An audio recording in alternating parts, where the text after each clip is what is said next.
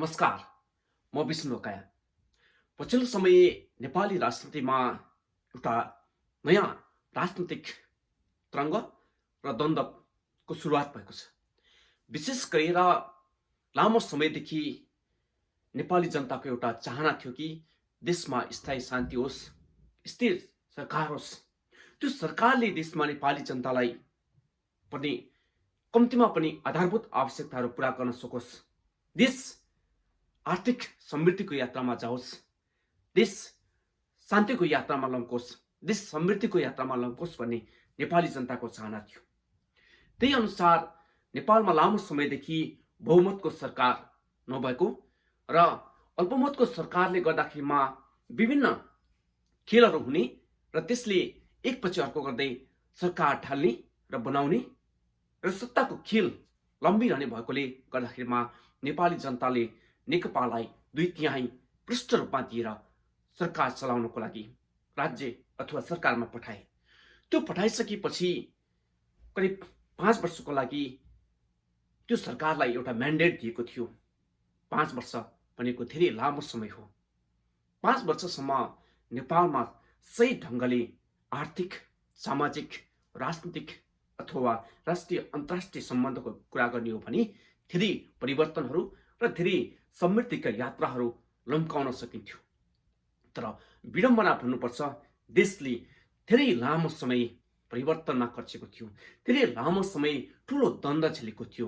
धेरै नेपाली दाजुभाइहरूले रगत बगाएका थिए। धेरै नेपाली आमाबुवाहरूले आफ्ना छोराछोरीहरूलाई कता गए ती छोराछोरीहरू अहिलेसम्म पनि पत्तो पाउन सकेका छैनन्। कति बेपत्ता शहीदहरू छन् देशमा धेरै खाले परिवर्तनहरूका लागि। तर त्यो परिवर्तनमै नेपालको समय बित्दै गर्दाखेरिमा जसरी पछिल्लो समय विभिन्न खाले विद्रोही समूहहरू पनि शान्तिको यात्रामा आएर देशलाई सबै मिलेर अब अगाडि बढाउनुपर्छ।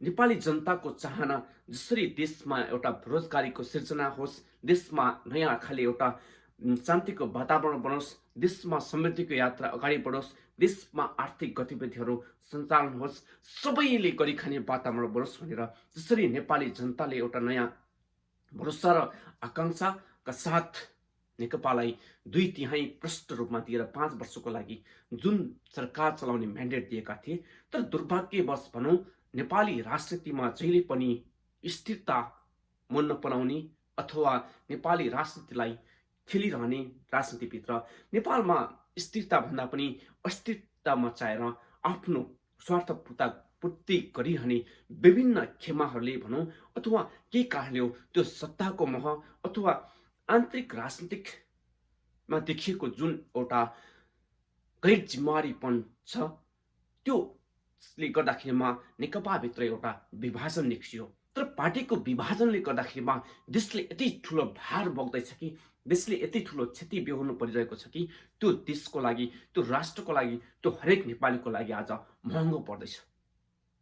आज हरेक विदेशमा बस्ने नेपाली युवाहरूले देशप्रतिको जुन माया छ, देशप्रति जुन एउटा आफूले गरेको योगदान छ, जसरी आज पसिनाले बगाएको विदेशका गल्ली गल्लीमा ती 40-50 डिग्रीको घाममा बगाएको पसिनाको ले गएको नेपालको रेमिटेन्स, जसले जम्मा भएको राज्यमा भएको ढुकुटी, त्यो ढुकुटी नेपालका नेताहरूलाई पाल्नको लागि अथवा नेपालका नेताहरूलाई धनी बनाउनको लागि पक्कै पनि थिएन। त्यो हरेक पैसाको हिसाब किताब नेपाली जनताले अथवा विदेशमा बस्ने लाखौँ युवाहरूले एकबेरी माग्न त माग्ने नै छन्।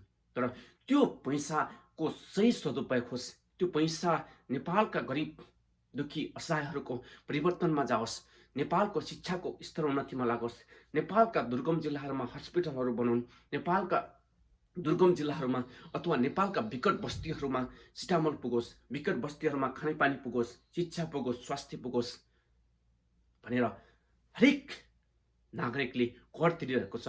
हरेक विदेशमा बस्ने युवाले रेमिटेन्स पठाइरहेको छ देशमा। तर देशको यो अवस्था देख्दाखेरिमा नेपालमा बस्ने अथवा विदेशमा बस्ने हरेक नेपालीले के सोचिरहेको होला आज। त्यसैले सबैभन्दा पहिला पनि तपाईँ हाम्रा बीचमा भएका असहमति अथवा तपाईँ हामी बीचमा भएका विभिन्न समस्याहरू आन्तरिक रूपमा समाधान गर्नुपर्छ। त्यसको भार कुनै पार्टीलाई अथवा कुनै व्यक्तिलाई केही कुरा बुझ्दैन चित्त बुझेन अथवा कसैलाई केही पुगेन भन्दा बित्तिकै त्यसको भार देशलाई नेपाली जनताले बोकाउन कदापि पनि पाइँदैन। अहिले जसरी नेकपाभित्रको आन्तरिक द्वन्द्वले गर्दाखेरिमा देशले ठुलो एउटा सङ्कट बेहोर्नु परिरहेको छ, देशमा जुन राजनीतिक अन्योलता छाइरहेको छ, यसले के बताउँछ भने नेपालको एउटा नेताले अथवा नेपालमा कसैलाई सत्ताको लागि अथवा कसैलाई पदको लागि नेपाली जनतालाई यति धेरै बेकुफ बनाउने काम, यति धेरै नेपालको राजनीतिक अथवा नेपालको समृद्धिको यात्रालाई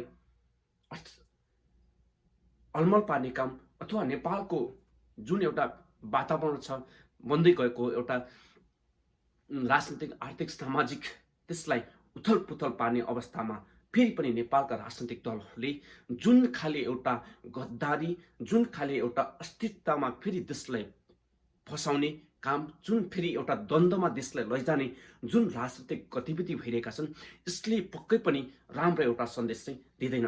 आज विश्वभरिका नेपालीहरू नेपालका राजनीतिक नेताहरूले गर्ने गतिविधि देखेर निकै दुखित र भएका छन्। हामीले विश्वमा हेऱ्यौँ भने कुन देशमा होला सायदै नेपालको जस्तो फोहोरी राजनीतिक खेल खेल्ने, नेपालको जस्तो राजनीतिलाई एउटा सेवा होइन कि व्यवसायको रूपमा लिने। आज नेपालको हरेक क्षेत्रमा हेऱ्यौँ भने राजनीतिले चिया बनाएको छ। नेपालको संविधानलाई न राम्रोसँग कसैले मानेको छ। नेपालका संवैधानिक अङ्गहरू आज त्यत्तिकै चिया भएका छन्। हरेक ठाउँमा राजनीतिक हस्तक्षेप बढिरहेको छ एकपछि अर्को। स्वतन्त्र रूपमा काम गर्नुपर्ने हरेक क्षेत्रले आज राजनीतिले गर्दाखेरिमा विभिन्न पक्ष र विपक्षमा चिरा भएका छन्। त्यसैले नेपाली जनताले एउटा जुन समृद्धिको सपना थियो, जुन एउटा शान्तिको सपना थियो, हरेक नेपालीले स्वतन्त्रतापूर्वक गरी खाउन पाउने वातावरण बन्ने एउटा सपना थियो, त्यो सपनामाथि फेरि कसैको स्वार्थले चकनाचुर बनाएको छ।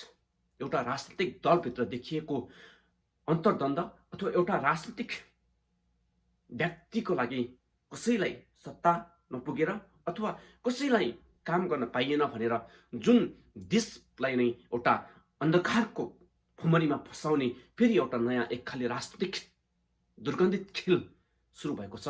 यो खेलले फेरि नेपाली जनतामा एउटा नयाँ निराशा ल्याएको छ। भोलि नेपालको राजनीतिमा एउटा नेताको लागि अथवा एउटा नेताले चाह्यो भने 3 करोड नेपाली जनतालाई नै कति ठुलो भारी बोकाउँदो रहेछ, कति ठुलो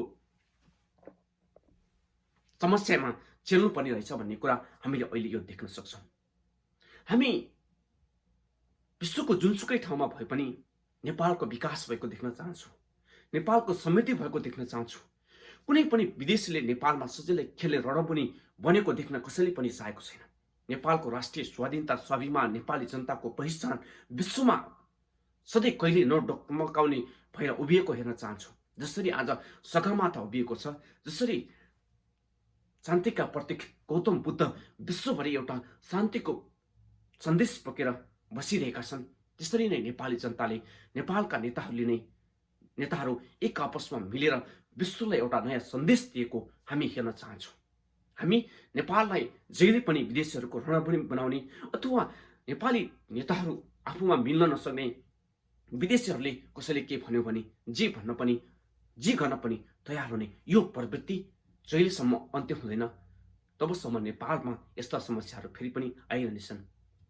नेपाली जनताले नेपालको बारेमा निर्णय गर्ने अधिकार नेताहरूलाई दिएर पठाएका छन्, तर त्यो अधिकार अथवा त्यो महत्त्वपूर्ण नेपाली जनताको भोटलाई आज विदेशीहरूले सजिलै खेलिरहेका छन्। विदेशीहरूले जे भने पनि मान्ने, जे गर भने पनि हस् भने त्यो नेपाली जनताले त्यत्रो महत्त्वपूर्ण मत अथवा निर्णय गर्ने अधिकार दिएको अधिकारलाई सजिलै दुरुपयोग गर्ने नेपाली नेतृत्वको जुन प्रवृत्ति छ, यो जुनसुकै पार्टी, जुनसुकै वाद होस्, यसले निकै ठुलो भोलिको नेपालको लागि पनि दुर्भाग्य नै हुनेछ।